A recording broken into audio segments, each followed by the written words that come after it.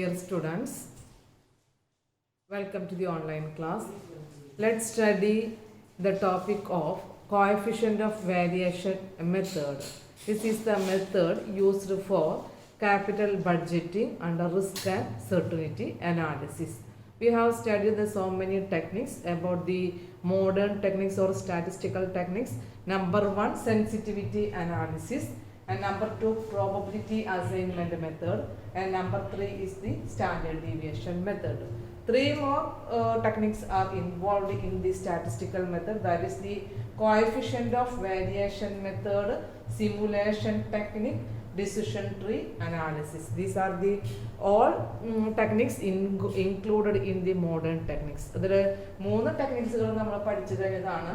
Sensitivity analysis, probability assignment method, standard deviation method.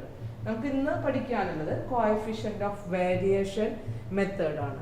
Coefficient of variation മെത്തേഡിനോട് കൂടെ തന്നെ അതിൻ്റെ problem workout ചെയ്ത് കഴിഞ്ഞാൽ നമുക്ക് സിമുലേഷൻ ടെക്നിക്സ് എന്താണെന്നുള്ളതിനെ കുറിച്ചുള്ളൊരു ടോപ്പിക്ക് പഠിക്കണം. അതിൻ്റെ പ്രോബ്ലം കംപ്ലീറ്റ് ചെയ്യാനായിട്ട് ഇന്നത്തെ ക്ലാസ്സിൽ കഴിയില്ല. നമുക്കത് അടുത്ത ക്ലാസ്സിലാണ് കംപ്ലീറ്റ് ചെയ്യാനായിട്ട് പറ്റുള്ളൂ. കാരണം അതൊരു കുറച്ചും കൂടെ ലെങ്തി ആയിട്ടുള്ളൊരു പ്രോബ്ലം ആയതുകൊണ്ട് സിമുലേഷൻ ടെക്നിക്ക് കംപ്ലീറ്റ് ആവില്ല. അപ്പം നമുക്ക് നോക്കാം എന്താണ് കോഎഫിഷ്യന്റ് ഓഫ് വേരിയേഷൻ മെത്തേഡ് എന്നുള്ളത്. കഴിഞ്ഞ ക്ലാസ്സിൽ നമ്മൾ പറഞ്ഞ സ്റ്റാൻഡേർഡ് ഡീവിയേഷൻ്റെ ഒരു കേസ് പറയുകയാണെന്നുണ്ടെങ്കിൽ the standard deviation method is used to ascertain the precise value of the risk in the capital budgeting. It is the absolute measure of the capital budgeting. അതാണ് നമ്മൾ കഴിഞ്ഞ ക്ലാസ്സിൽ സ്റ്റാൻഡേർഡ് ഡീവിയേഷനെ കുറിച്ച് പഠിച്ചത്. കാരണം പ്രോബബിലിറ്റി അസൈൻമെൻറ്റിൻ്റെ ഒരുപാട് ഡിസഡ്വാൻറ്റേജസിനെ ഓവർകം ചെയ്യുന്ന മെത്തേഡായിരുന്നു സ്റ്റാൻഡേർഡ് ഡീവിയേഷൻ മെത്തേഡ്. അപ്പോൾ സ്റ്റാൻഡേർഡ് ഡീവിയേഷൻ മെത്തേഡിൽ ഒരു ഇൻവെസ്റ്റ്മെൻറ്റ് ഡിസിഷൻ എടുക്കുമ്പോൾ നമുക്ക് എത്രമാത്രം റിസ്ക് ഇൻവോൾവ് ചെയ്തിട്ടുണ്ട് എന്നുള്ളതിൻ്റെ ഒരു അബ്സല്യൂട്ട് മെഷർമെൻറ്റ് ചെയ്യാൻ പറ്റുന്ന precise value of the risk is calculated or the level of the degree of the risk is ascertained through the standard deviation method. പക്ഷേ സ്റ്റാൻഡേർഡ് ഡീവിയേഷൻ മെത്തേഡിൻ്റെ ഒരു ഡിസഡ്വാൻറ്റേജ് എന്താണെന്ന് ചോദിച്ചു കഴിഞ്ഞാൽ നമുക്ക് 2 ഇൻവെസ്റ്റ്മെൻറ്റ് പ്രൊപ്പോസൽസുകൾ വരികയാണെന്നുണ്ടെങ്കിൽ ആ 2 ഇൻവെസ്റ്റ്മെൻറ്റ് പ്രൊപ്പോസൽസിൻ്റെയും ഡിഫറെൻറ്റ് ഔട്ട്ലേ ആണ് അല്ലെങ്കിൽ കോസ്റ്റ് ഓഫ് ഇൻവെസ്റ്റ്മെൻറ്റ് വരുന്ന കേസുകളിൽ നമുക്ക് സ്റ്റാൻഡേർഡ് ഡീവിയേഷൻ കാൽക്കുലേറ്റ് ചെയ്തുകൊണ്ട് ഹൈ റിസ്ക്കുള്ള പ്രൊജക്റ്റ് ആണോ ലോ റിസ്ക്കുള്ള പ്രൊജക്റ്റ് ആണോ എന്നുള്ളത് അസർട്ടൈൻ ചെയ്യാൻ ഡിഫിക്കൽട്ടാണ്. അതായത് സ്റ്റാൻഡേർഡ് ഡീവിയേഷൻ മെത്തേഡിൽ പ്രിസൈസ് ലെവൽ ഓഫ് റിസ്ക് തന്നെയാണ് കാൽക്കുലേറ്റ് ചെയ്യുന്നത്. ബെറ്റർ മെത്തേഡ് തന്നെയാണ്.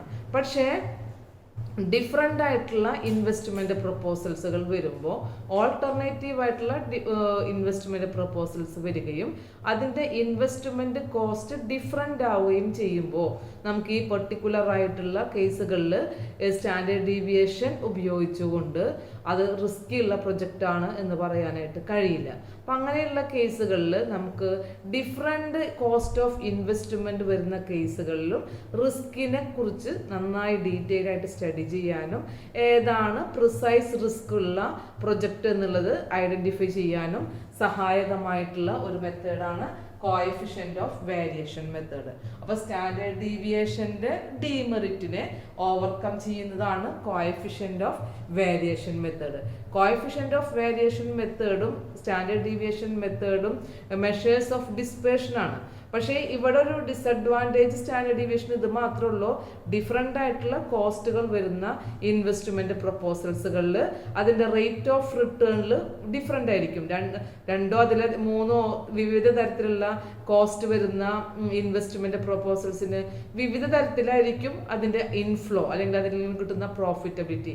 അപ്പോൾ അതിൻ്റെ ബേസിൽ നമുക്ക് സ്റ്റാൻഡേർഡ് ഡീവിയേഷനെ വെച്ചുകൊണ്ട് റിസ്കി ആണെന്ന് പറഞ്ഞു കഴിഞ്ഞാൽ അത് അത്ര ആബ്സല്യൂട്ട് ആയിട്ടുള്ളൊരു മെഷർമെൻ്റ് ആവുകയില്ല. അപ്പം അങ്ങനെയുള്ള കേസുകളിൽ ഡിഫറെൻ്റ് ആയിട്ടുള്ള ഔട്ട്ലേ വന്നു കഴിഞ്ഞാലും ഡിഫറെൻ്റ് ആയിട്ടുള്ള ഇൻവെസ്റ്റ്മെൻറ്റ് കോസ്റ്റ് വന്നു കഴിഞ്ഞാലും റിസ്കി ആയിട്ടുള്ള പ്രൊജക്റ്റ് ഏതാണെന്ന് ഐഡൻറ്റിഫൈ ചെയ്യുന്ന മെത്തേഡാണ് നമ്മളിനി പഠിക്കാൻ പോകുന്ന coefficient of variation method.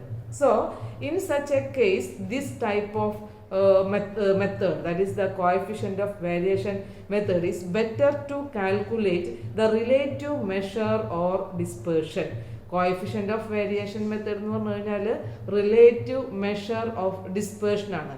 Different ആയിട്ട് വരുന്ന ഇൻവെസ്റ്റ്മെൻറ്റുകളായി കഴിഞ്ഞാലും ഡിഫറെൻ്റ് കോസ്റ്റ് ഓഫ് ഇൻവെസ്റ്റ്മെൻ്റ് കേസിലും റിലേറ്റീവ് ആയിട്ടുള്ള മെഷർമെൻറ്റുകൾ കാൽക്കുലേറ്റ് ചെയ്യാനായിട്ട് കഴിയുന്ന, അതിൻ്റെ വേരിയേഷനെ കാൽക്കുലേറ്റ് ചെയ്യാൻ കഴിയുന്ന മെത്തേഡാണ് കോഎഫിഷ്യന്റ് ഓഫ് വേരിയേഷൻ മെത്തേഡ്. അപ്പോൾ coefficient of variation method calculate ചെയ്യാനായിട്ട് നമുക്കൊരു സിമ്പിൾ ആയിട്ടുള്ളൊരു ഫോർമുല ആണ് പഠിക്കാനുള്ളത്. That is the standard deviation divided by the mean into 100. അതാണ് നമുക്ക് ഫോർമുല ചെയ്യാനുള്ളത്. സ്റ്റാൻഡേർഡ് ഡീവിയേഷൻ കാണാനുള്ള ഫോർമുല, ദാറ്റ് ഈസ് ഫോർമുല ആണ് പറയുന്നത് standard deviation divided by mean into 100. അതാണ് നമുക്ക് സ്റ്റാൻഡേർഡ് ഡീവിയേഷൻ കാണാനുള്ള ഫോർമുല. ഈ ഇങ്ങനെ കോഎഫിഷ്യന്റ് ഓഫ് വേരിയേഷൻ കാൽക്കുലേറ്റ് ചെയ്ത് കഴിഞ്ഞാൽ ഏതാ പ്രൊജക്റ്റ് ആണ് റിസ്കി എന്നുള്ളത് എങ്ങനെയാ പറയാനായിട്ട് പറ്റുക? ഹയർ കോഎഫിഷ്യന്റ് ഓഫ് വേരിയേഷൻ ഉള്ള പ്രൊജക്റ്റ് ഏതാണോ, ഹയർ കോഎഫിഷ്യന്റ് ഓഫ് വേരിയേഷൻ ഉള്ള പ്രൊജക്റ്റിനെ ഹയർ റിസ്കി ആയിട്ടുള്ള പ്രൊജക്റ്റ് എന്ന് പറയാം. Coefficient of variation project is high risky. നമുക്ക് ഇങ്ങനെ ഒരു ഡിസിഷനിൽ എത്താനായിട്ട് പറ്റും. അപ്പോൾ ക്യാപിറ്റൽ ബഡ്ജറ്റിങ്ങിൽ യൂസ് ചെയ്യുന്ന ഒരു ടൈപ്പ് ഓഫ് ടെക്നിക്ക് തന്നെയാണ് കോഎഫിഷ്യന്റ് ഓഫ് വേരിയേഷൻ. റിസ്കിനെ അനലൈസ് ചെയ്യുന്നുണ്ട്. റിസ്കിൽ അനലൈസ് ചെയ്യുമ്പോൾ തന്നെ ഡിഫറെൻ്റ് ആയിട്ടുള്ള കോസ്റ്റ് ഓഫ് ഇൻവെസ്റ്റ്മെൻറ്റുകളൊക്കെ വരുന്ന കേസുകളിൽ നമുക്കിത് ഒരു റിലേറ്റീവ് മെഷറായിട്ടുള്ള വേരിയേഷൻ മെഷർമെൻറ്റിന് വേണ്ടി ഇത് ഉപയോഗിക്കാം. ഫോർമുല ഇതാണ് standard deviation divided by mean into 100. അപ്പോൾ നമുക്കൊരു പ്രോബ്ലം കാൽക്കുലേറ്റ് ചെയ്യണമെന്നുണ്ടെങ്കിൽ അതിനെന്ത് വേണം? കോഎഫിഷ്യന്റ് ഓഫ് വേരിയേഷൻ കാണണമെന്നുണ്ടെങ്കിൽ സ്റ്റാൻഡേർഡ് ഡീവിയേഷനെ കാൽക്കുലേറ്റ് ചെയ്യണം. അപ്പോൾ നമുക്ക് സ്റ്റാൻഡേർഡ് ഡീവിയേഷൻ കാൽക്കുലേറ്റ് ചെയ്യാനായിട്ട് കഴിഞ്ഞ ക്ലാസ്സുകളിൽ നമ്മൾ പഠിച്ചിട്ടുള്ള ഫോർമുല ഉണ്ട്. ആ ഫോർമുലയാണ് സ്റ്റാൻഡേർഡ് ഡീവിയേഷൻ കാണാനായിട്ട് പഠിച്ച ഫോർമുലയിൽ standard deviation equal to root of sigma F D square. ഈ ഒരു ഫോർമുല വെച്ചുകൊണ്ട് എന്ത് ചെയ്യണം? പ്രോബ്ലത്തിൽ സ്റ്റാൻഡേർഡ് ഡീവിയേഷൻ കാൽക്കുലേറ്റ് ചെയ്യണം. എന്നിട്ടാണ് കോഎഫിഷ്യന്റ് ഓഫ് വേരിയേഷൻ കാൽക്കുലേറ്റ് ചെയ്യേണ്ടത്. അപ്പോൾ നമുക്ക് ഈ ഒരു ടോപ്പിക്കിനെ അനലൈസ് ചെയ്യുന്ന ഒരു പ്രോബ്ലത്തിലേക്ക് വരാം. ഇല്ലസ്ട്രേഷൻ 6 ആണ്. അതിൽ സ്റ്റാൻഡേർഡ് ഡീവിയേഷൻ കാൽക്കുലേറ്റ് ചെയ്തതിന് ശേഷം വേണം കോഎഫിഷ്യന്റ് ഓഫ് വേരിയേഷൻ കാണാനായിട്ട്. നമുക്ക് അപ്പോൾ കഴിഞ്ഞ ക്ലാസ്സിൽ ഒരു മെത്തേഡാണ് സ്റ്റാൻഡേർഡ് ഡീവിയേഷന് വേണ്ടി വർക്കൗട്ട് ചെയ്തിട്ടുള്ളൂ. അപ്പോൾ നമുക്ക് ഇതിൽ സ്റ്റാൻഡേർഡ് ഡീവിയേഷനും കാണാം, കോഎഫിഷ്യന്റ് ഓഫ് വേരിയേഷനും കാണാം. സിമ്പിൾ ആയിട്ടുള്ളൊരു പ്രോബ്ലം ആണ്. ഇല്ലസ്ട്രേഷൻ 6 ആണ്, 106 പേജിൽ. അതുപോലെ തന്നെ സ്റ്റാൻഡേർഡ് ഡീവിയേഷൻ സെപ്പറേറ്റ് ആയിട്ട് കാണാനായിട്ട് ഒരു പ്രോബ്ലം കൂടെ വരുന്നുണ്ട്. That is the illustration 7 page number 107. ഈ 2 ക്വസ്റ്റ്യനുകളാണ് നമുക്ക് ഈ ഒരു പ്രോബ്ലം ആയിട്ട് ചെയ്യാനുള്ളത്. ഇല്ലസ്ട്രേഷൻ 6ഉം ഇല്ലസ്ട്രേഷൻ 7ഉം നമുക്ക് ഏതിൽ വരുന്നതാണ്? ഈ കോഎഫിഷ്യന്റ് ഓഫ് വേരിയേഷന് വരുന്നതാണ്. ഇല്ലസ്ട്രേഷൻ 6ഉം 7ഉം പേജ് നമ്പർ 106ലും 107ലും ആണ് ഈ ക്വസ്റ്റ്യൻസുകൾ വരുന്നത്. അപ്പോൾ അതാണ് ആദ്യമായിട്ട് വർക്കൗട്ട് ചെയ്യുന്നത്. ഓക്കെ, എന്താണ് അതിൻ്റെ ഡിഫറൻസ് എന്നുള്ളത് നമുക്ക് നോക്കാം. നമുക്ക് ഇവിടെ വർക്കൗട്ട് ചെയ്യാനുള്ള പ്രോബ്ലം ഇല്ലസ്ട്രേഷൻ 6 ആണ്. സ്റ്റാൻഡേർഡ് ഡീവിയേഷൻ കാണാനുള്ള പ്രോബ്ലം ആണ്. ക്വസ്റ്റ്യനിൽ പറയുന്നത് from the following data of 2 projects A and B calculate the standard deviation and suggest which project is risky and why. Cash outlay is rupees 7 lakhs for each project. ക്വസ്റ്റ്യനിൽ outlay തന്നിട്ടുണ്ട്. അതായത് cost of investment 7 lakhs. കൂടാതെ 2 പ്രൊജക്റ്റുകളാണ്, project എയും project ബിയും. അതിൽ നിന്ന് standard deviation calculate ചെയ്യണം. ഞാനിപ്പോൾ കോഎഫിഷ്യന്റ് ഓഫ് വേരിയേഷൻ എന്ന് പറയുന്ന ഒരു ടോപ്പിക്കും കൂടെ നമ്മൾ ഡിസ്കസ് ചെയ്തതുകൊണ്ട് ഇതിൻ്റെ ബേസിൽ തന്നെ, ഈ ക്വസ്റ്റ്യൻ്റെ ബേസിൽ തന്നെ കോഎഫിഷ്യന്റ് ഓഫ് വേരിയേഷൻ നമുക്ക് ഈ ക്വസ്റ്റ്യനിൽ നിന്ന് കാൽക്കുലേറ്റ് ചെയ്യാം. അപ്പോൾ കാൽക്കുലേറ്റ് ചെയ്യേണ്ടത് ഇവിടെ ഞാൻ എഴുതുന്നുണ്ട്. Calculation of standard deviation and coefficient of variation രണ്ടുമാണ് നമ്മൾ ഇവിടെ കാൽക്കുലേറ്റ് ചെയ്യാൻ പോകുന്നത്. അപ്പോൾ ക്വസ്റ്റ്യനിൽ നോക്കിക്കഴിഞ്ഞാൽ നമുക്ക് കിട്ടുന്ന ഇൻഫർമേഷൻസുകൾ ഇതൊക്കെയാണ്.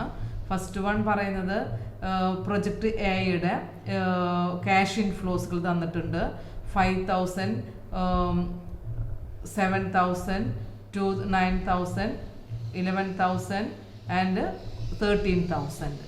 അതിൻ്റെ പ്രോബബിലിറ്റി തന്നിട്ടുണ്ട് 0.20, 0.10, 0.20, 0.30 ആൻഡ് 0.20. പ്രൊജക്റ്റ് ബിക്കും ക്യാഷ് ഫ്ലോസ് തന്നിട്ടുണ്ട്. ക്യാഷ് ഇൻഫ്ലോസ് ഫസ്റ്റ് ഇയറിൽ 15,000, സെക്കൻഡ് ഇയറിൽ 13,000, തേർഡ് ഇയറിൽ 11,000, ദെൻ ഫോർത്ത് ഇയറിൽ 9,000 ആൻഡ് ഫിഫ്ത്ത് ഇയറിൽ 8,000.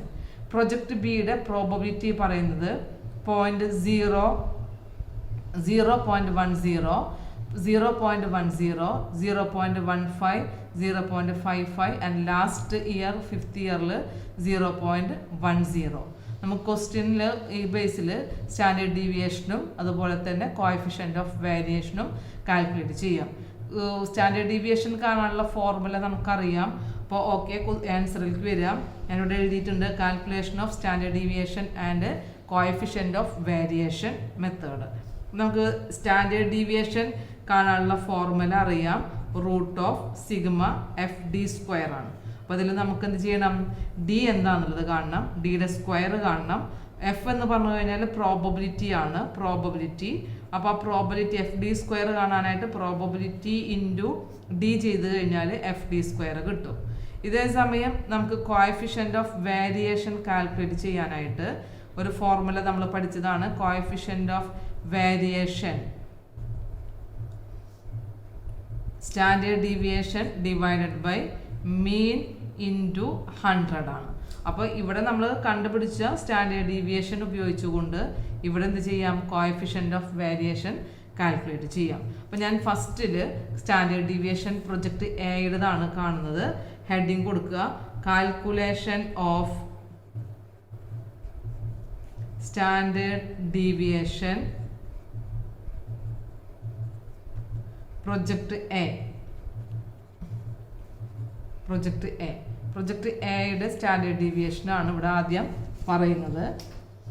അപ്പം അതിൽ 5 കോളം നമുക്ക് കൊടുക്കാനുണ്ട്. അപ്പോൾ അതൊന്ന് മാർക്ക് ചെയ്തതിന് ശേഷം ബാക്കി വർക്കൗട്ട് ചെയ്യുന്നത് എങ്ങനെയാണെന്നുള്ളത് നോക്കാം. ഫസ്റ്റിൽ നമുക്ക് ഇയർ കൊടുക്കണം. അടുത്ത കോളത്തിൽ ക്യാഷ് ഇൻഫ്ലോസ് ആണ് കൊടുക്കേണ്ടത്. ഓരോ വർഷം കിട്ടുന്ന ക്യാഷ് ഇൻഫ്ലോ. ക്യാഷ് ഇൻഫ്ലോയിൽ നിന്നാണ് നമ്മൾ ഡീവിയേഷൻ എത്രയെന്നുള്ളത് അറിയുന്നത്. Deviation that is the D. അടുത്തതിൽ D² ആണ്, square of deviation that is the D². അടുത്തത് പ്രോബബിലിറ്റിയാണ് കൊടുക്കുന്നത്. പ്രോബബിലിറ്റി നമ്മൾ നേരത്തെ ചെയ്ത അതേ ക്വസ്റ്റ്യൻ തന്നെയാണ്, ആൻസർ തന്നെയാണ്.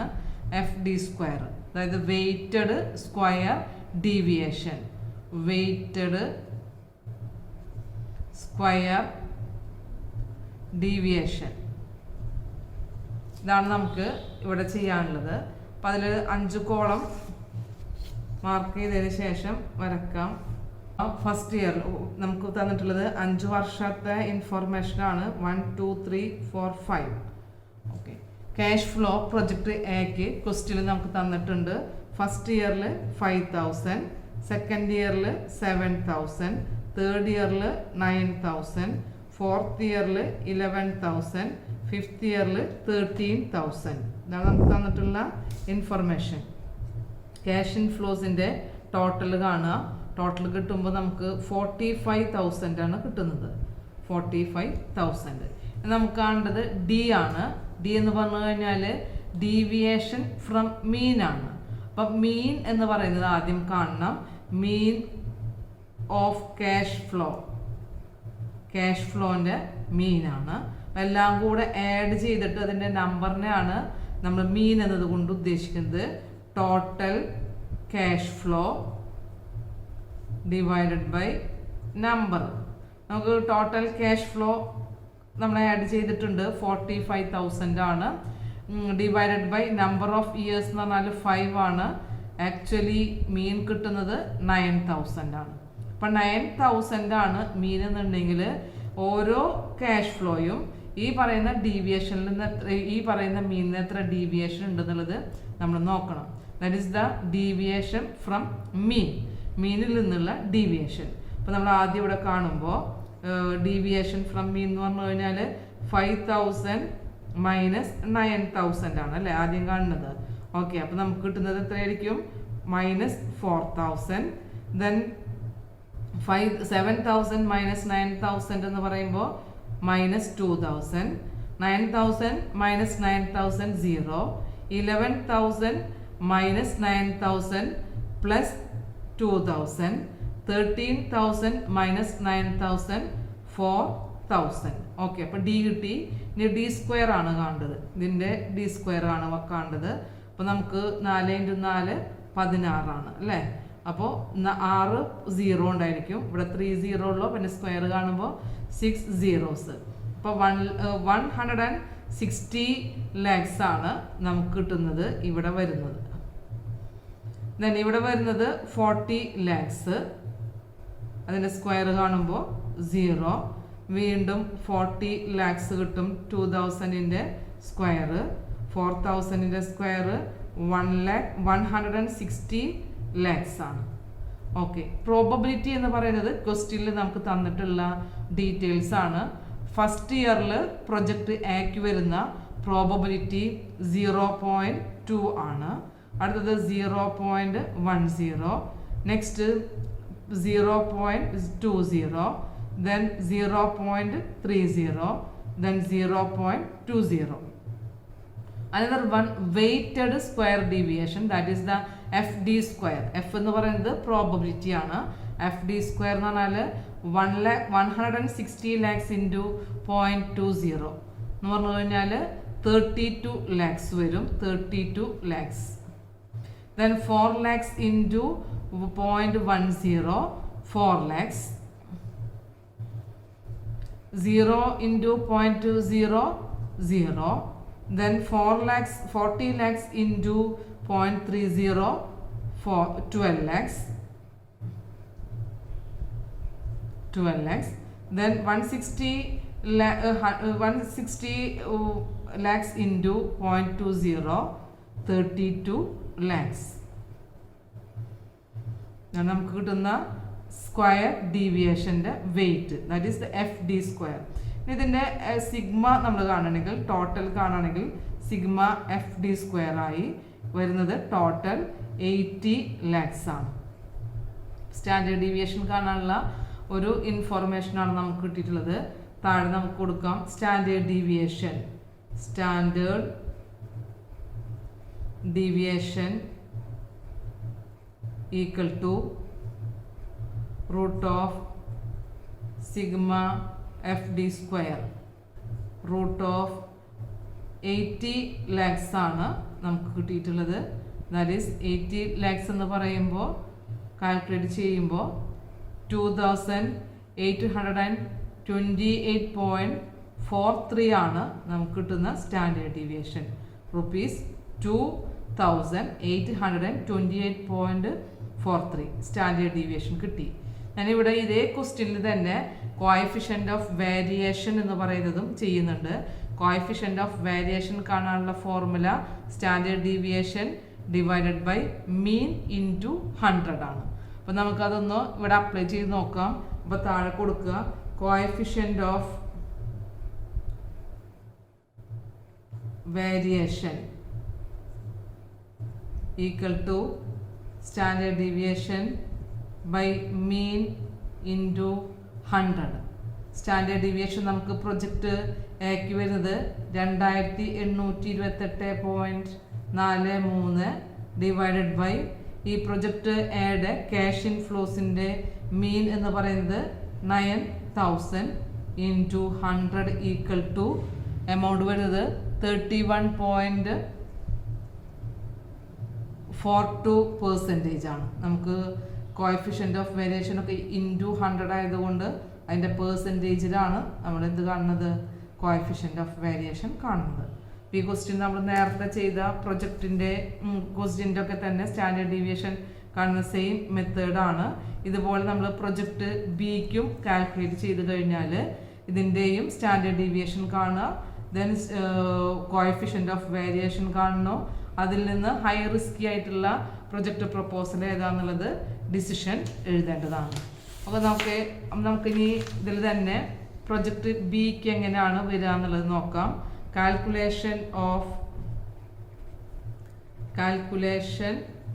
Of standard deviation and coefficient of variation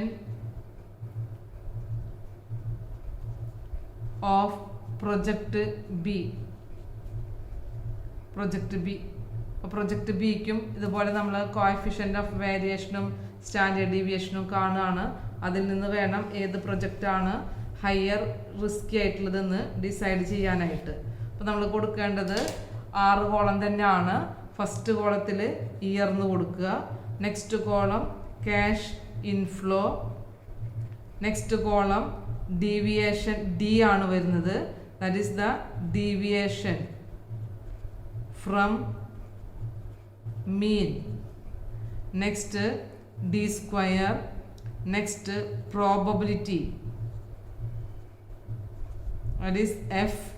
അടുത്ത കോളത്തിൽ എഫ് ഡി സ്ക്വയർ. ഇത്ര നമുക്ക് കൊടുത്തു കഴിഞ്ഞാൽ ഇതിനുള്ള ഡീറ്റെയിൽസുകളായി.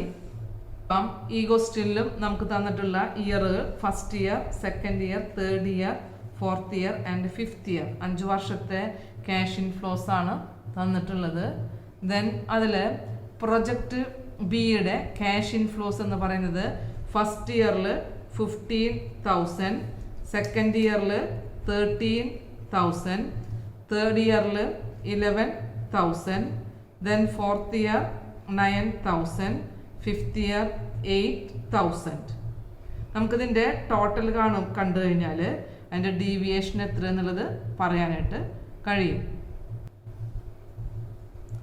ഓക്കെ, ഇതിൻ്റെ ടോട്ടൽ വരുന്നത് 56,000. ഓക്കെ, ഇനി മീൻ കാണണം. മീൻ ഓഫ് ക്യാഷ് ഇൻഫ്ലോൻ്റെ മീൻ കാണാനായിട്ട് total cash inflow divided by number of years ആണ്. 56,000 ഡിവൈഡഡ് ബൈ 5 കിട്ടുന്ന എമൗണ്ട് 11,200. ഇതാണ് നമുക്ക് ക്യാഷ് ഡി വരുന്നത്. ഡി അല്ല, മീൻ വരുന്നത്. നമുക്ക് മീൻ കിട്ടി 11,200. ഇനി നമുക്ക് ഡി ആണ് കാണേണ്ടത്, ഡീവിയേഷൻ ഫ്രം മീൻ. മീനിൽ നിന്നും ഓരോ ഇതിനും വരുന്ന ഡീവിയേഷൻ എത്രയാണ്, ക്യാഷ് ഇൻഫ്ലോക്ക് വരുന്ന ഡീവിയേഷൻ എത്ര എന്നുള്ളതാണ് നോക്കുന്നത്. അപ്പോൾ നോക്കാം. 15,000 മൈനസ് 11,200. ഫസ്റ്റത്തത് നമുക്ക് വരിക 15,000 മൈനസ് 11,200 ആണ്. ആക്ച്വലി വരുന്നത് 3,800 വരും. 3,800. അതുപോലെ തന്നെ 13,000 മൈനസ് 11,200 1,800 വരും. 11,000 മൈനസ് 11,200 മൈനസ് 200 വരും. 9,000 മൈനസ് 11,200 മൈനസ് 2,200. ദെൻ അടുത്തത് 8,000 മൈനസ് 11,200 മൈനസ് 3,200. അപ്പോൾ മീനിൽ നിന്നും ഡീവിയേഷൻ എത്ര നമുക്ക് കിട്ടി. ഇതിൻ്റെ മീൻ സ്ക്വയർ ആണ് നമുക്ക് കണ്ടത്. 3,800 സ്ക്വയർ എന്ന് പറഞ്ഞു കഴിഞ്ഞാൽ 144 lakhs ഇൻറ്റു 40,000 144,40,000. അടുത്തത് വരുന്നത് 1,800 സ്ക്വയർ ആണ് വരുന്നത് 32,04,000. ഓക്കെ, അടുത്തത് മൈനസ് 200 സ്ക്വയർ 40,000. അടുത്തത് 2,200 സ്ക്വയർ 48,40,000. അടുത്തത് 3,200 സ്ക്വയർ 102,40,000. ഇതാണ് ഡി സ്ക്വയർ വരുന്നത്. ഇനി പ്രോബബിലിറ്റി ക്വസ്റ്റ്യനിൽ നമുക്ക് തന്നിട്ടുള്ളതാണ്. ഫസ്റ്റ് ഇയറിൽ വരുന്ന പ്രോബബിലിറ്റി 0.10, ദെൻ സെക്കൻഡ് ഇയറിൽ 0.10, തേർഡ് ഇയറിൽ 0.15, ഫോർത്ത് ഇയറിൽ 0.55, ദെൻ ഫിഫ്ത്ത് ഇയറിൽ 0.10. എഫ് ഡി സ്ക്വയർ 144,40,000 ഇൻറ്റു 0.10 എന്ന് ചോദിച്ചു കഴിഞ്ഞാൽ 14,44,000. 32,40,000 ഇൻറ്റു 0.10 3,24,000. Then 40,000 into 0.015 6,000.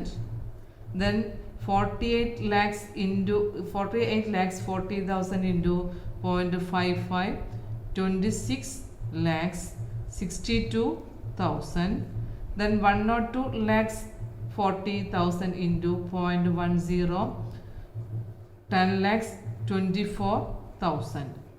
ടോട്ടൽ കാണുമ്പോൾ സിഗ്മ എഫ് ഡി സ്ക്വയർ കിട്ടും 54,60,000. ഇതാണ് നമുക്ക് കിട്ടുന്ന വാല്യൂ. ഓക്കെ, അപ്പോൾ ഫസ്റ്റ് പ്രൊജക്റ്റ് ബിയുടെ സ്റ്റാൻഡേർഡ് ഡീവിയേഷൻ ഈക്വൽ ടു നമുക്കറിയാം formula sigma root of F D square. Root of F D square എന്ന് പറഞ്ഞു കഴിഞ്ഞാൽ നമുക്കറിയാം റൂട്ട് ഓഫ് 54,60,000 ആണ്. അതിൻ്റെ എമൗണ്ട് വരുന്നത് ₹2,236.67 ആണ് വരുന്നത്. 67. അപ്പോൾ നമുക്ക് സ്റ്റാൻഡേർഡ് ഡീവിയേഷൻ കിട്ടിക്കഴിഞ്ഞാൽ നമ്മൾ ക്വസ്റ്റ്യനിൽ പറഞ്ഞത് കോഎഫിഷ്യൻ്റ് ഓഫ് വേരിയേഷനും ഇവിടെ കാൽക്കുലേറ്റ് ചെയ്യാൻ പറഞ്ഞിട്ടുണ്ടായിരുന്നു. കോഎഫിഷ്യൻ്റ് ഓഫ് വേരിയേഷൻ കാൽക്കുലേറ്റ് ചെയ്യുമ്പോൾ ഫോർമുല നമുക്കറിയാം. Formula standard deviation divided by mean into 100 ആണ്. Standard deviation 2236.67 divided by mean എന്ന് പറയുന്നത് 11,200 ആണ് ഇൻറ്റു 100. കാൽക്കുലേറ്റ് ചെയ്യുമ്പോൾ നമുക്ക് കിട്ടുന്നത് 19.797%. ഓക്കെ, അപ്പോൾ ഇവിടെയും നമ്മൾ പ്രൊജക്റ്റിനെ കുറിച്ച് പറയുമ്പോൾ ഹയർ സ്റ്റാൻഡേർഡ് ഡീവിയേഷൻ വരുന്ന പ്രൊജക്റ്റ് എ തന്നെയാണ്. ഹയർ സ്റ്റാൻഡേർഡ് ഡീവിയേഷൻ എന്ന് പറഞ്ഞു കഴിഞ്ഞാൽ 2,828 ആണ് പ്രൊജക്റ്റ് എക്ക് വരുന്നത്. പ്രൊജക്റ്റ് ബിക്ക് വരുന്നത് 2,236.67. അപ്പോൾ സ്റ്റാൻഡേർഡ് ഡീവിയേഷൻ്റെ ബേസ് നോക്കുകയാണെങ്കിൽ ഹയർ സ്റ്റാൻഡേർഡ് ഡീവിയേഷൻ ഉള്ളതാണ്. Higher standard deviation shows higher risky project. Okay, അപ്പോൾ പ്രൊജക്റ്റ് എ എന്ന് പറഞ്ഞു കഴിഞ്ഞാൽ A is higher standard deviation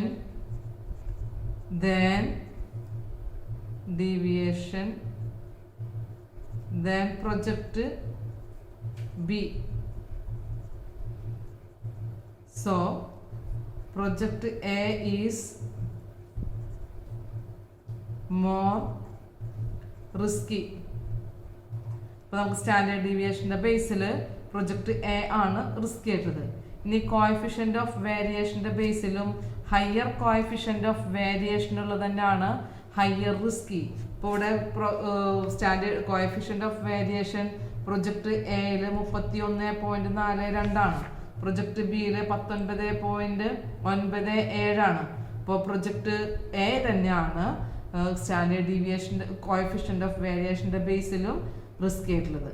അപ്പോൾ ഇവിടെ ഞാൻ വീണ്ടും എഴുതാണ് ഹയർ സ്റ്റാൻഡേർഡ് ഡീവിയേഷൻ പ്രൊജക്റ്റ് എക്കാണ് ആൻഡ് കോഎഫിഷ്യൻ്റ് ഓഫ് വേരിയേഷൻ എന്നുകൂടെ ഇവിടെ ചേർത്താൽ മതി. കോഎഫിഷ്യൻ്റ് ഓഫ്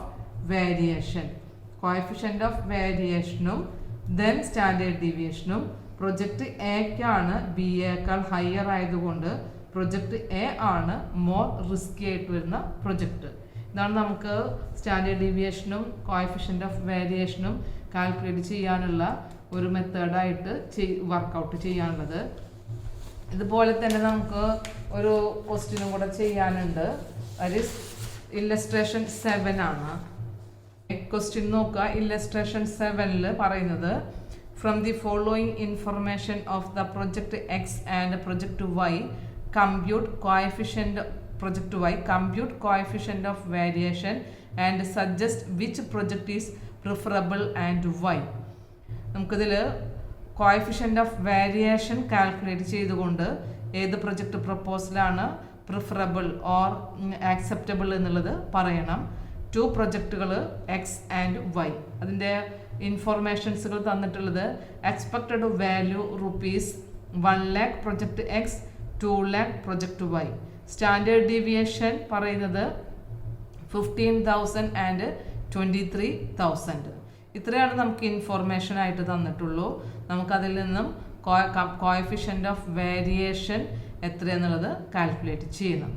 ഓക്കെ, അപ്പോൾ ഇവിടെ നമുക്ക് എങ്ങനെ ആൻസർ ചെയ്യാൻ ചോദിച്ചു കഴിഞ്ഞാൽ നമുക്കറിയാം കോഎഫിഷ്യന്റ് ഓഫ് വേരിയേഷൻ കാൽക്കുലേറ്റ് ചെയ്യാനായിട്ട് ഫോർമുല നമ്മൾ പഠിച്ചിട്ടുണ്ട്. Coefficient of variation equal to standard deviation divided by mean into 100. അപ്പോൾ നമുക്കിവിടെ മീൻ എന്ന് പറഞ്ഞു കഴിഞ്ഞാൽ സാധാരണ ടോട്ടൽ ഡിവൈഡഡ് ബൈ നമ്പറിനെയാണ് മീൻ എന്ന് പറയുക അല്ലേ.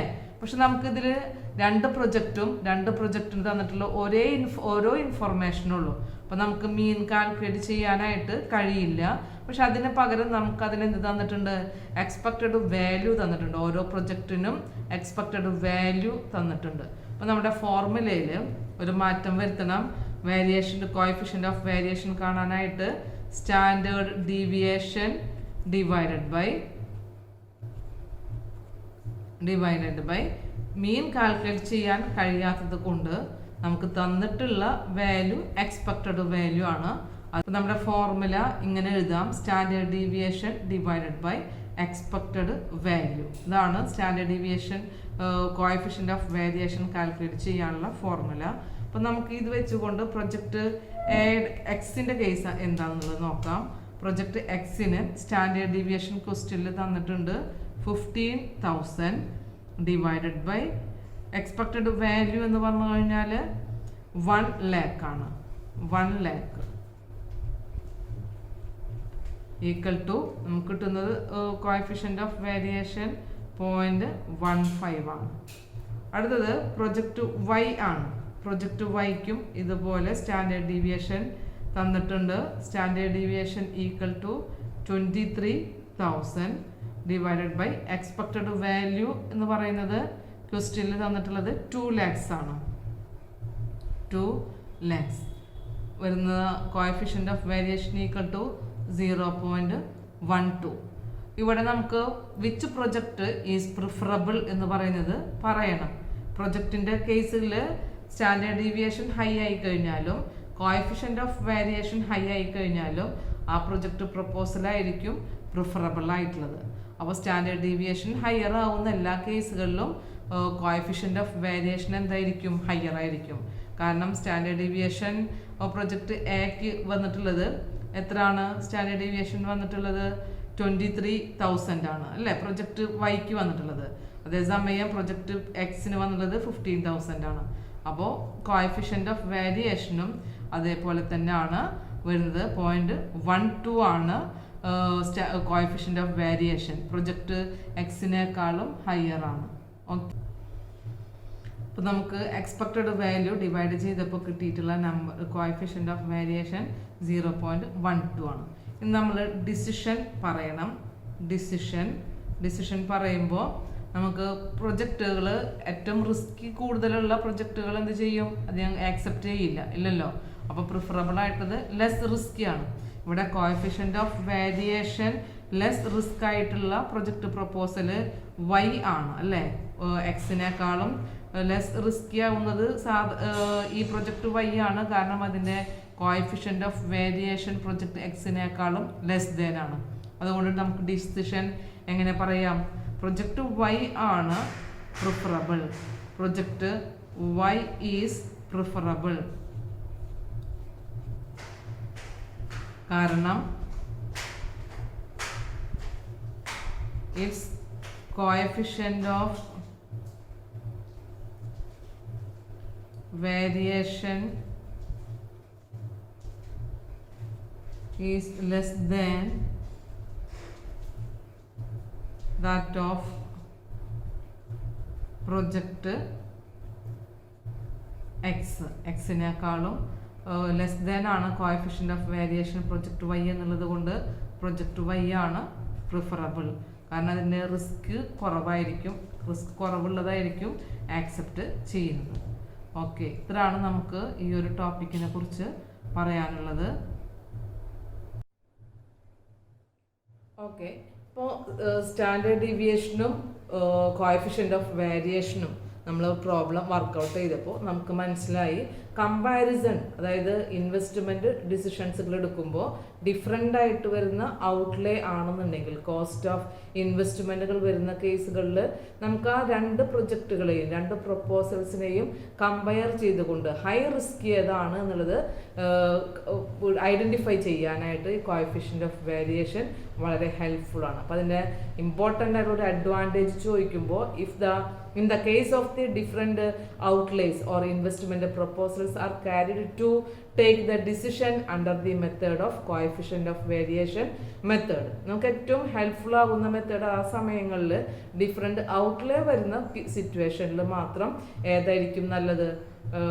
കോഎഫിഷ്യൻ്റ് ഓഫ് വേരിയേഷൻ മെത്തേഡാണ് നല്ലത്. അപ്പോൾ അതുകൊണ്ട് തന്നെ രണ്ട് മെത്തേഡുകളും ഡിസ്പേഷനാണ്, മെഷേഴ്സ് ഓഫ് ഡിസ്പേഷൻ ആണെന്നുണ്ടെങ്കിലും ഡിഫറെൻറ്റ് ഔട്ട്ലേ വരുന്ന കേസുകളിലാണ് നമുക്ക് ഈ പറയുന്ന മെത്തേഡ് ഹെൽപ്ഫുൾ ആകുന്നത്.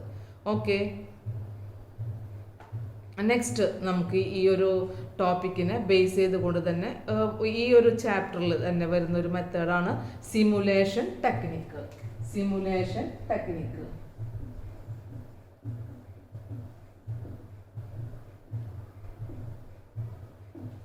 നമുക്ക് സിമുലേഷൻ ടെക്നിക്ക് എന്ന് പറയുമ്പോൾ ബഡ്ജറ്റിംഗ് മെത്തേഡിൽ, അതായത് modern method or statistical method of ബഡ്ജറ്റിങ്ങിലെ ഫിഫ്ത്ത് ആയിട്ട് വരുന്ന ഒരു മെത്തേഡാണ് സിമുലേഷൻ ടെക്നിക്ക്. ക്യാപിറ്റൽ ബഡ്ജറ്റിംഗ് ഡിസിഷൻസുകൾ എന്ന് പറയുമ്പോൾ നമുക്കറിയാം ഒരു ലോങ് ടേം ഇൻവെസ്റ്റ്മെൻറ്റ് ഡിസിഷൻസുകളാണ് അല്ലേ. ലോങ് ടേം ഇൻവെസ്റ്റ്മെൻറ്റ് ഡിസിഷൻ എന്ന് പറഞ്ഞു കഴിഞ്ഞാൽ എന്താ? These decisions are taken for the investment of money in the fixed asset. നമുക്ക് ഒരു ലാർജ് ആയിട്ടുള്ള ഒരു ഹ്യൂജ് ആയിട്ടുള്ള എമൗണ്ട് നമുക്ക് ഒരു ഫ്യൂച്ചർ പർപ്പസിന് വേണ്ടിയാണ് യൂസ് ചെയ്യുന്നത്. അപ്പോൾ ഫ്യൂച്ചർ ആയിട്ടുള്ള പർപ്പസിൽ എന്ന് പറയുമ്പോൾ ഏതൊരു ഡിസിഷൻ എടുത്തു കഴിഞ്ഞാലും അത് ഇറിവേഴ്സിബിൾ നേച്ചറിലാണ്. ഇറിവേഴ്സിബിൾ നേച്ചർ എന്ന് പറഞ്ഞു കഴിഞ്ഞാൽ it can not be recovered immediately. നമുക്ക് ഒരു ഡിസിഷൻ എടുത്തു കഴിഞ്ഞു, അയ്യോ ഇത് ശരിയായില്ല എന്ന് പറഞ്ഞിട്ട് തൊട്ടടുത്ത് തന്നെ നമുക്ക് ആ ഒരു ഡിസിഷൻ മാറ്റിയെടുക്കാനായിട്ട് ഈ ഇൻവെസ്റ്റ്മെൻറ്റ് പ്രൊപ്പോസൽസുകളിൽ ഈസി അല്ല. കാരണം ഹ്യൂജ് ആയിട്ടുള്ളൊരു ഇൻവെസ്റ്റ്മെൻറ്റാണ് നമ്മൾ ചെയ്തു കഴിഞ്ഞത്.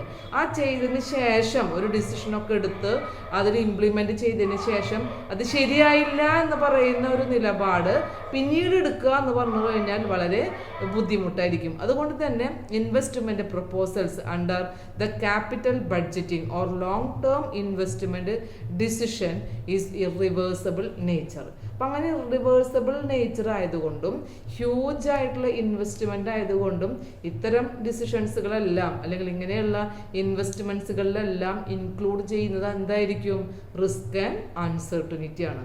നമുക്കത് ലോങ് ടേമിലായതുകൊണ്ട് ഫ്യൂച്ചർ ആയിട്ടുള്ള ഈവൻസുകളാണ് നമുക്ക് വരുന്നത്. ഫ്യൂച്ചർ എന്ന് പറയുമ്പോൾ അൺസർട്ടനിറ്റിയാണ്. ഏതൊരു അൺസർട്ടനിറ്റി വരുമ്പോഴും അതെന്തിന് റിലേറ്റഡ് ആയിരിക്കും? റിസ്കിന് റിലേറ്റഡ് ആയിരിക്കും. അതുകൊണ്ട് തന്നെയാണ് ഈ നമുക്ക് നെക്സ്റ്റ് ഈ പറയുന്ന സിമുലേഷൻ എന്ന് പറയുന്ന ടെക്നിക്കുകളൊക്കെ ഇവിടെ അപ്ലൈ ചെയ്യുന്നത്. ഇത് സിമുലേഷൻ ടെക്നിക്ക് എന്ന് പറഞ്ഞാൽ ഒരു ഡ്യൂപ്ലിക്കേഷനാണ്. ശരിക്കും പറഞ്ഞു കഴിഞ്ഞാൽ നമുക്കൊരു എക്സ്പെരിമെൻറ്റേഷൻ ചെയ്യാണ്. Experimentation A chance. നമുക്കൊരു പുതിയതായിട്ടുള്ളൊരു മെഷീൻ എസ്റ്റാബ്ലിഷ് ചെയ്യണം, ഒരു മെഷീനറി എസ്റ്റാബ്ലിഷ് ചെയ്യണം, ഒരു പ്ലാന്റ് എസ്റ്റാബ്ലിഷ് ചെയ്യണം. പക്ഷെ നമുക്കതിൻ്റെ റിയൽ സിറ്റുവേഷനെ കുറിച്ചുള്ള അതിൻ്റെ ഒരു ബിഹേവിയർ സ്റ്റഡി ചെയ്യാനായിട്ട് ഇപ്പോൾ നമ്മളത് എന്ത് ചെയ്യുകയാണ്? ഒരു എക്സ്പെരിമെൻറ്റേഷൻ ചെയ്ത് നോക്കുകയാണ്. അപ്പോൾ ആ എക്സ്പെരിമെൻറ്റേഷനിൽ നമുക്കത് ശരിയായിട്ടുണ്ട് എന്നുണ്ടെങ്കിൽ നമുക്ക് ആ ഒരു ഡിസിഷൻ എന്ത് ചെയ്യാം? ഇംപ്ലിമെൻറ്റ് ചെയ്യാം. അപ്പം അങ്ങനെ ചെയ്യുന്ന ഒരു തരം ടെക്നിക്കിനെയാണ് എന്താ പറയുക? സിമുലേഷൻ ടെക്നിക്ക് എന്ന് പറയുക. അതായത് നമ്മുടെ ഇൻവെസ്റ്റ്മെന്റ് ഡിസിഷൻ എടുക്കുമ്പോൾ ടോട്ടൽ റിസ്കിനെ മിനിമൈസ് ചെയ്യണം. മാക്സിമം നമുക്ക് ഒരിക്കലും റിസ്ക് ഇല്ലാതെ ഒരു ഇൻവെസ്റ്റ്മെന്റ് പ്രൊപ്പോസൽസ് എടുക്കാനായിട്ട് പറ്റില്ല. പക്ഷെ നമുക്ക് റിസ്കിനെ എന്ത് ചെയ്യാൻ പറ്റണം, മിനിമൈസ് ചെയ്യാനായിട്ട് പറ്റണം. അപ്പൊ ടോട്ടലി വരുന്ന മാക്സിമം റിസ്കുകളെ മിനിമൈസ് ചെയ്യുന്ന ഒരു ടൈപ്പ് ഓഫ് ടെക്നിക്കാണ് സിമുലേഷൻ ടെക്നിക് എന്ന് പറയുന്നത്. That is this type of technique is used before to ascertain the probable outcomes before implementing the project. നമുക്ക് വരാനിരിക്കുന്ന കാര്യങ്ങൾ ഇപ്പോഴേ മനസ്സിലാക്കി ഇംപ്ലിമെന്റ് ചെയ്യുന്നതിനേക്കാൾ മുമ്പാണ് ഇത് എന്ത് ചെയ്യുന്നത്, വർക്ക്ഔട്ട് ചെയ്യുന്നത്. സിമുലേഷൻ ടെക്നിക് എല്ലാ ഇൻവെസ്റ്റ്മെന്റ് ഡിസിഷൻ എല്ലാ ടെക്നിക്കുകളും നമ്മൾ വർക്ക്ഔട്ട് ചെയ്യുന്നതിനേക്കാൾ മുമ്പ് തന്നെയാണ് എന്ത് ചെയ്യുന്നത്, അതിനെ കാൽക്കുലേറ്റ് ചെയ്തുകൊണ്ട് ഒരു ഡിസിഷൻ എടുക്കുന്നത്. പക്ഷെ ഇതെന്ന് പറഞ്ഞു കഴിഞ്ഞാൽ ഒരു പ്രത്യേക തരത്തിലുള്ള ഒരു എക്സ്പെരിമെന്റൽ ഡിസൈനാണ്. പക്ഷെ അതിൽ നമുക്ക് എന്താ ചെയ്യാനായിട്ട് പറ്റുന്നത്, നമുക്ക് ഓരോ ടൈപ്പിലുള്ള വേരിയബിൾസുകളൊക്കെ അസർട്ടൈൻ ചെയ്തുകൊണ്ട് അത് കൃത്യമാണോ എന്നുള്ളത്, അതിൻ്റെ പ്രോബബിൾ ആയിട്ടുള്ള ഔട്ട്കം എത്ര വരും എന്നുള്ളത് അസർട്ടൈൻ ചെയ്യാനായിട്ട് കഴിയും. അപ്പോൾ ഇവിടെ സിസ്റ്റം, നമ്മളൊരു ഓപ്പറേറ്റിംഗ് സിസ്റ്റം ഇംപ്ലിമെന്റ് ചെയ്യുന്നതിനേക്കാൾ മുമ്പ് തന്നെയാണ് ഈ പറയുന്ന ഒരു സിമുലേഷൻ ടെക്നിക്ക് അപ്ലൈ ചെയ്യുന്നത്. അപ്പം ക്യാപിറ്റൽ ബഡ്ജറ്റിംഗ് എന്ന് മാത്രമല്ല, ഓരോ ഓർഗനൈസേഷൻ്റെയും ഡിഫറെൻ്റ് ആയിട്ടുള്ള യൂസസുകൾക്ക് വേണ്ടി എന്ത് ചെയ്യാം, ഈ പറയുന്ന ടെക്നിക്ക് അപ്ലൈ ചെയ്യാം. അതായത് ഡിഫറെൻ്റ് ആയിട്ടുള്ള അപ്ലൈ ചെയ്യാവുന്ന ടെക്നിക്ക് എന്ന് പറഞ്ഞു കഴിഞ്ഞാൽ ഇപ്പം ഇൻവെസ്റ്റ്മെൻറ്റ് ഡിസിഷൻ മാത്രമല്ല, അതുപോലെ തന്നെ ഇൻവെൻ്ററി കൺട്രോള്, ഡിഫറെൻ്റ് ആയിട്ടുള്ള ഫേമിൻ്റെ സിറ്റുവേഷൻസുകൾക്ക് അനുസരിച്ചുകൊണ്ട്, അതായത് ഇപ്പോൾ ഡിമാൻഡ് അനലൈസ് ചെയ്യാനായിട്ട് ഇപ്പോൾ സെല്ലിംഗ് പ്രൈസ് ഇൻക്രീസ് ചെയ്യുമ്പോൾ അല്ലെങ്കിൽ സെല്ലിംഗ് പ്രൈസിലുണ്ടാവുന്ന ചേഞ്ചസ്, കോസ്റ്റിലുണ്ടാവുന്ന ചേഞ്ചസ് നമ്മുടെ ഡിമാൻഡിനെയും സപ്ലൈയെയും എങ്ങനെ ബാധിക്കും, ഇൻവെൻ്ററി എങ്ങനെ കൺട്രോൾ ചെയ്യണം, എത്രമാത്രം സ്റ്റോക്ക് റിമൈനിങ് വരും, ഇതൊക്കെ നമുക്ക് സിമുലേഷനിലൂടെ എന്ത് ചെയ്യാനായിട്ട് പറ്റും, അസർട്ടൈൻ ചെയ്യാനായിട്ട് കഴിയും. So in this technique, probable future events are ascertained in order to determine the rate of return and risk indices. നമുക്ക് ടോട്ടൽ റിസ്കിനെ മിനിമൈസ് ചെയ്യേണ്ടതെന്ന് പറഞ്ഞു അല്ലേ. അപ്പോൾ ഈ ടോട്ടൽ റിസ്കിൽ തന്നെ റിസ്കിനോടൊപ്പം നമുക്ക് കിട്ടുന്ന റേറ്റ് ഓഫ് റിട്ടേണിനെ എന്ത് ചെയ്യാനായിട്ട് പറ്റും, അസർട്ടൈൻ ചെയ്യാനായിട്ട് പറ്റും. അതുപോലെ തന്നെ റിസ്കിനെയും അസർട്ടൈൻ ചെയ്യാനായിട്ട് പറ്റും. അപ്പോൾ ഫ്യൂച്ചറിൽ വരുന്ന പ്രോബബിൾ ഈവൻസിനാണ് ഇവിടെ എന്ത് ചെയ്യുന്നത്, ഐഡന്റിഫൈ ചെയ്യുന്നത്. അപ്പോൾ simulation technique is used to ascertain the probable future events in order to examine or in order to ascertain the rate of return and risk involved in the project. അപ്പോൾ നമ്മൾ ഇതുവരെ പഠിച്ചതിലെല്ലാം റിസ്കിനെയും rate of റിട്ടേണിനെയും തന്നെ calculate ചെയ്യുന്നത്. പക്ഷെ ഇവിടെ ചെയ്യുന്ന ഒരു technique എന്ന് പറയുന്നത് നമ്മൊരു എക്സ്പെരിമെൻ്റൽ ബേസിലാണ്. അപ്പോൾ ആ എക്സ്പെരിമെൻ്റൽ ബേസിന് വേണ്ടി പ്രോബബിലിറ്റീസുകളൊക്കെ നമ്മൾ കൊടുക്കുക. പ്രോബബിലിറ്റീസ് അല്ലെങ്കിൽ റാൻഡം വാല്യൂസുകളൊക്കെയാണ് ഇവിടെ യൂസ് ചെയ്യുന്നത്. ഇതുവരെ നമ്മൾ അങ്ങനെയുള്ള ടെക്നിക്കുകളല്ല ചെയ്തിരുന്നത്. റാൻഡം വാല്യൂസ് നമ്മൾ യൂസ് ചെയ്തിട്ടില്ല, പ്രോബബിലിറ്റീസ് നമ്മൾ ചെയ്തിട്ടുണ്ട്. പക്ഷേ ഈ പ്രോബബിൾ ആയിട്ടുള്ള ഒരു എക്സ്പെരിമെൻറ്റേഷന് വേണ്ടി റാൻഡം നമ്പേഴ്സുകൾ യൂസ് ചെയ്യും, റാൻഡം വാല്യൂസിനെ നമ്മൾ എടുക്കും. അപ്പോൾ ഇങ്ങനെയൊക്കെ ചെയ്യാനായിട്ട് സാധാരണ റാൻഡം നമ്പേഴ്സുകളൊക്കെ കമ്പ്യൂട്ടറിലൊക്കെ ചെയ്യാറ്, അതിൻ്റെ പ്രോഗ്രാമിങ്ങുകളൊക്കെ ചെയ്യുന്നുണ്ട്. മാനുവലി ചെയ്യുന്ന വർക്കുകളുണ്ട്, മോസ്റ്റ്ലി ഇത് ചെയ്യുന്നത് കമ്പ്യൂട്ടറിലൂടെ തന്നെയാണ്. അപ്പം മോണ്ടി കാർലോ ടെക്നിക്ക് എന്ന് പറയുന്ന ഒരു സിമുലേഷൻ ടെക്നിക്കാണ് കൂടുതലായിട്ടും ഈ പറയുന്ന റിസ്ക് അനാലിസിന് വേണ്ടി യൂസ് ചെയ്യുന്നത്. മോണ്ടി കാർലോ സിമുലേഷൻ ടെക്നിക്ക്, അതാണ് നമുക്ക് പഠിക്കാനുള്ളത്. മോണ്ടി കാർലോ സിമുലേഷൻ ടെക്നിക്ക്.